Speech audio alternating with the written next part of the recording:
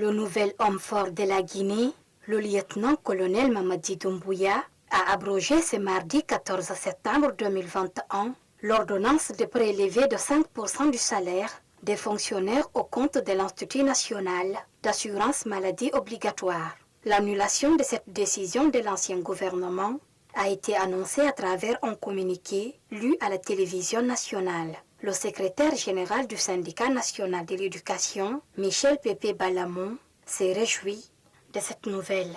Le syndicat national de l'éducation a accueilli la nouvelle de l'abrogation du prélèvement de 5% sur le salaire indiciaire des fonctionnaires en activité et 2% sur la pension des retraités avec joie, enthousiasme et espérance. D'autant plus que le syndicat national de l'éducation était à l'avant-garde du combat pour l'annulation de cette décision qui pour nous était non inclusive et unilatérale. Poursuivant, Michel Pépé Balamou a profité de l'occasion pour demander aux nouveaux dirigeants de rétablir les enseignants qui ne sont pas encore payés dans leurs droits. Il a aussi souhaité qu'il y ait de l'audit au sein de l'INAMO sur la gestion des fonds.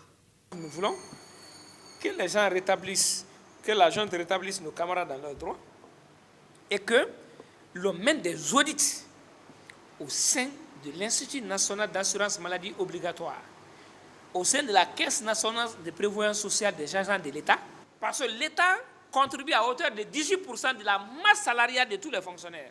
Il faut que ces deux institutions nous expliquent comment ils utilisent ce fonds.